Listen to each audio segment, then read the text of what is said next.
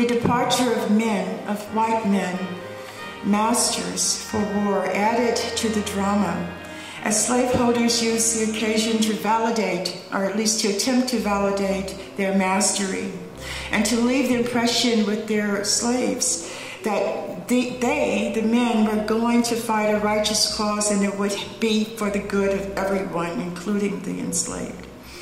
They called their slaves together to announce their departure, the departure of a master, the departure of a son. And in the going away speeches, of course, they told their slaves or expressed their expectation that their slaves would be loyal to the Confederate cause. Going off, they reminded their slaves of the ties that joined slavery also and white women. That in going to war for slavery, white men went to war for the honor of white women, and that the enslaved people should demonstrate their support for this vision. That white women in white homes would be able to count on slaves, not only to make their beds, but also to continue to produce the goods and support the Confederacy. And I just want to stop here. It occurs to me that it's important to note that as much as we talk about some 500,000 slaves who ran away, and maybe more during the Civil War, that means that you still have 3.5 million who did not. And that 3.5 million slaves, those slaves who did not run away, continued to provide, even if involuntarily, vital support for this Confederacy. Millions of bales of cotton were produced during the war, despite the attempts by the Confederate government to get people to produce more corn, more foodstuffs than cotton. But in the end, with each sermon, with each message to slaves that they should stay and support their mistresses, the political consciousness of slaves was sharpened, and their interest in the war was heightened. From the moment that the first rumors of war began to circulate and filter into the slave communities, slaves linked the South's decision to fight for slavery to its pledge to protect white women. As the former slave Isaac Steer put it, Jefferson Davis, according to Steer, was a mulish man, that is a stubborn man, and his mulishness led him, that is Davis, to refuse, and this is all fantasy, I mean, it's not true, but this is what he believed, led Davis to refuse President Lincoln's offer of peace, which had included, according to Steer, a pledge to protect slavery and a pledge to protect white women. Instead, Steer said, Davis flew into a huff and swore that before he'd let his wife and daughter dirty their pretty hands in dishwater and washtubs, he'd fight with every gun he had in the country. Well, Steer's analysis might be fanciful on some level, but it was not fanciful on another, because what it indicates is slaves' understanding of the ties between the protection of white women and the plantation household, and the decision to go to war to protect slavery generally.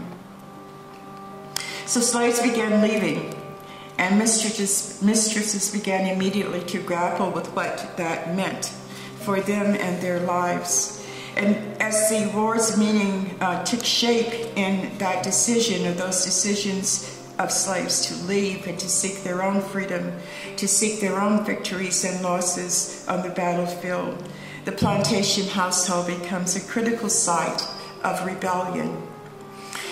The war, for example, crystallized one mistress's thinking about this rebellion.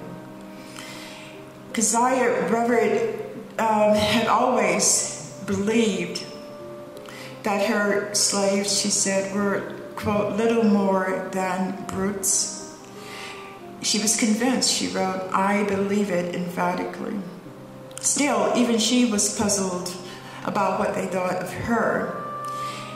It was not imaginable to her that her slaves were not aware of the contempt in which he held them, and that they were altogether, it was altogether unimaginable to her that they might have their own feelings about her, but she was worried about it, and she, when the war came, became even more worried, and then she decided, well, she actually did know how they felt about her.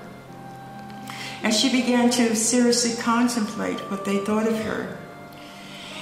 Now, with war, the most important question to her became not where they fit in her world, but where she fit in their world.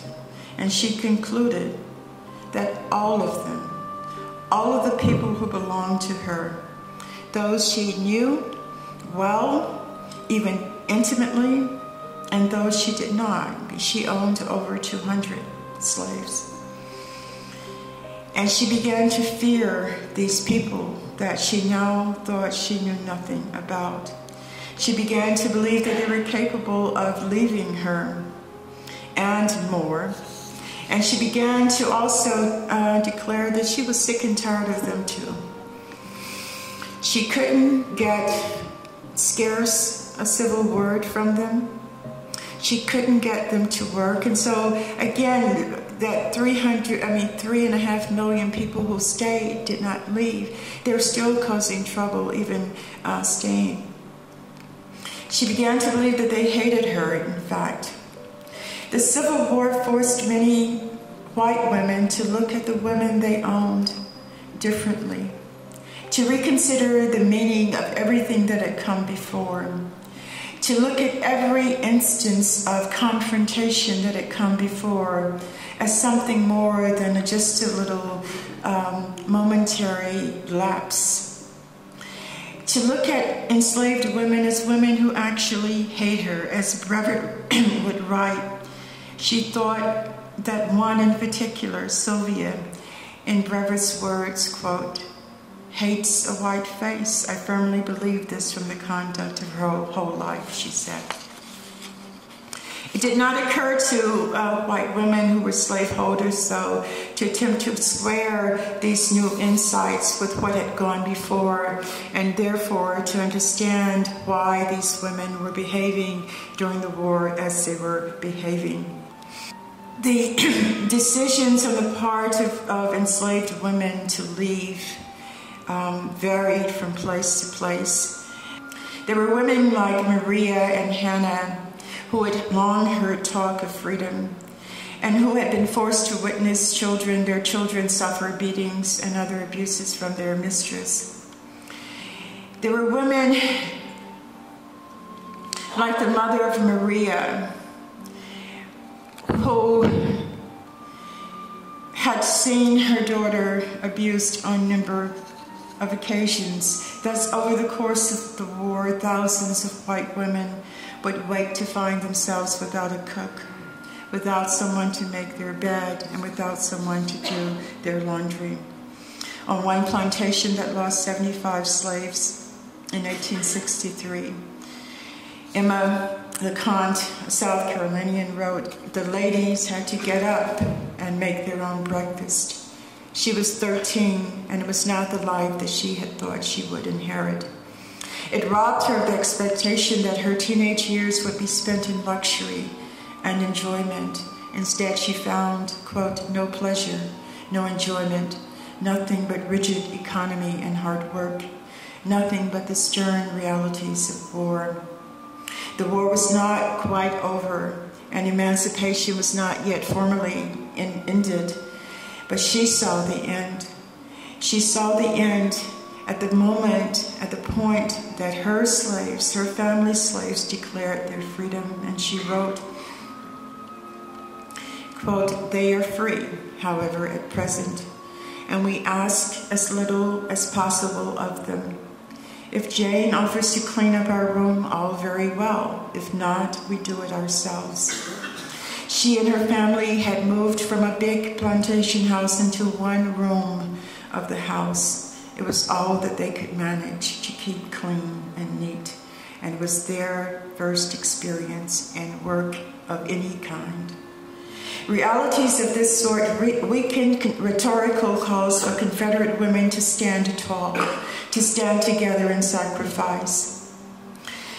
Instead, on the home front, these women were challenged repeatedly not only by the behavior of the slaves that they still had, but also by the losses that they experienced when their husbands and sons and brothers died on the battlefield, by the financial disasters they faced as the South was unable to take that cotton it grew and get it to market and make money off of it, as the Confederate government imposed more and more in terms of expectations on Confederate women. They made sacrifices, Confederate women did, but they increasingly, many of them, rejected this need for sacrifice. So women, white women and enslaved black women were all frustrated and ready to move along different paths. Some slaves left for good, some took temporary leaves. Some made threats against their owners. Some white women were forced to resort to pushing back and pushing back harder. The less enslaved women worked, and the more time they claimed as personal time and space and authority over themselves and their families, the more